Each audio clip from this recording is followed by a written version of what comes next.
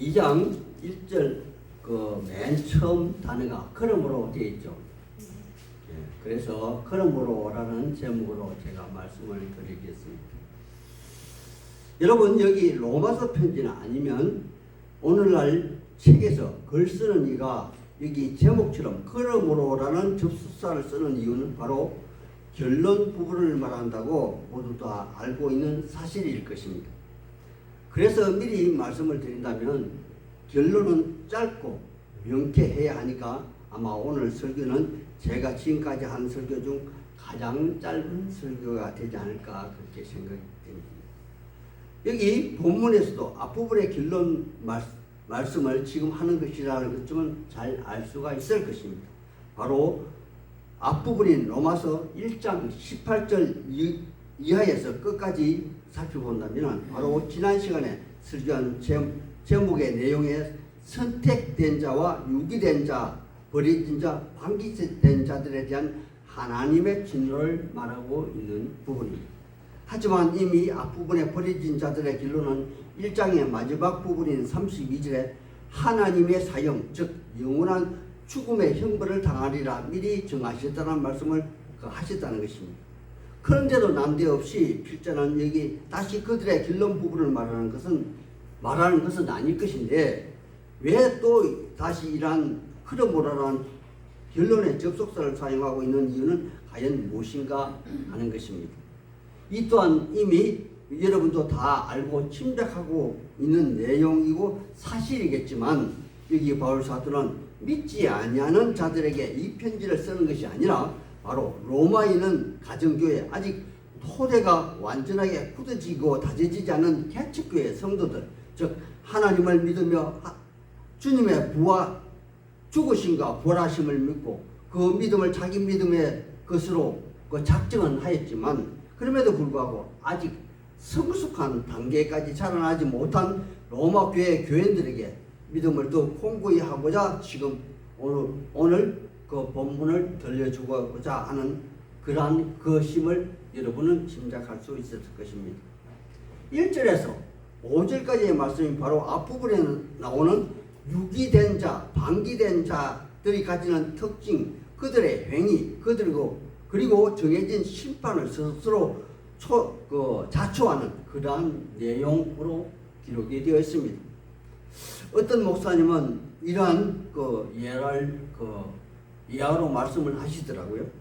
교회에 있는 화장실은 늘 지저분하게 사용하시는 한 분이 있었답니다. 그리고 그 지저분한 화장실을 늘 말없이 빗자루질을 하며 물걸레로 청소하는 분이 있었답니다. 그런데 어느 날 옆에 있는 집사님이 화가 나셔서 늘 청소하는 그분을 나무라시며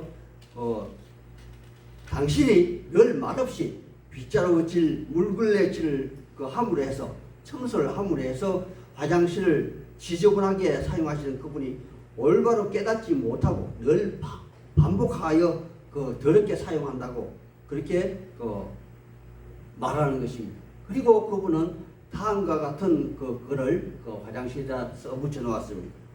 화장실을 깨끗이 사용합시다 라는 방을 붙인 것입니다. 이것을 본 목사님은 바로 그 방을 떼어버리고 이렇게 말했습니다. 더러운 화장실은 주님 오실 때까지 항상 있습니다.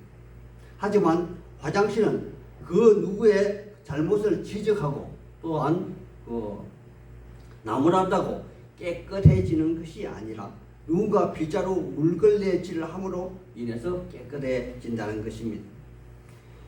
우리는 이미 교인 되고자 하였고 또한 믿음으로 살고자 하였다면 과연 믿지 아니하는 사람들과 똑같이 행동을 했어야 되겠는가? 그러한 말인 것입니다. 우리의 예수님은 자기를 죽이시는 자들까지 용서하시고 또한 그들이 돌아오기를 기다려 주셨는데 어떻게 연약한 믿음의 사람들이 조그만 과실을 덜쳐내는 것이 과연 합당한가? 그러한 말을 하는 것입니다. 바로 이 말씀의 대표적인 말씀이 1장 30절에 기록된 내용, 비방하는 자요, 하나님을 미워하는 자요, 능욕하는 자요, 교만한 자요, 자기 자신을 자랑하는 자, 바로 그러한 자일 것입니다. 그렇다면 그들이 받는 결과물 또한 똑같을 것이죠. 교회에서 믿지 아니한 사람들이 행하는 그것을 따라하는 사람은 믿지 아니한 사람 형벌을 똑같이 받을 것이 아닌가, 그런 말씀인 것입니다. 하나님의 사람들이요, 바로 이 대목에서 우리는 성경 구절 중에 생각나는 구절이 있을 것입니다. 제가 리얼하게 오늘 말씀을, 우리의 주님이 하신 말씀을 예로 들어서 한번 설명해 보겠습니다. 바로 마태복음 16장 19절의 말씀이 아닌가 저는 생각이 되어져서 말씀을 드리는 것입니다. 제가 들려드리겠습니다.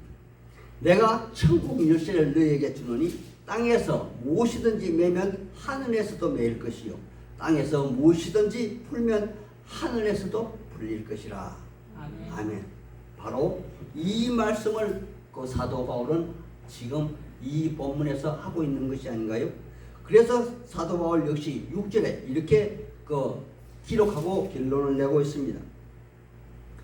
그리고 8절에서 10절까지 상세하게 풀어서 또한 설명을 덧붙이기도 하였죠. 6절 말씀을 제가 읽어드리겠습니다. 하나님께서 각 사람에게 그 행함대로 보응하신다 라는 말입니다. 하나님의 사람들이요, 그리고 여기 이 말씀에 자유로운 사람은 이 세상에 존재하는 사람 중에 존재했던 사람 중에 오직 예수님 한 분 빼고는 아무도 없을 것입니다. 그리고 앞으로도 존재하지 아니할 것입니다. 예를 들어 오늘날 날마다 우리가 TV를 보면은 정치하는 사람들 날마다 막 좌파 우파 이러면서 싸우는 거 보시죠. 그리고 각 개인 가정사를 들춰보면은 편안한 가정보다는 편치 아니한 가정들이 더 많다는 사실입니다. 부모님이 살아있을 때는 형제간이 우애롭게 그래도 지냅니다. 그러나 부모님이 유산을 남겨놓고 돌아가신 이후에는 형제들이 피 터지게 싸우는 것을 저는 많이 보았습니다. 그 또한 그것뿐만 아니라 모든 영역에서 똑같은 것이 아닌가 저는 생각했습니다. 그리고 교회는 아마도 그들 중에서 가장 문제가 많은 곳이 교회가 아닌가 생각이 됩니다.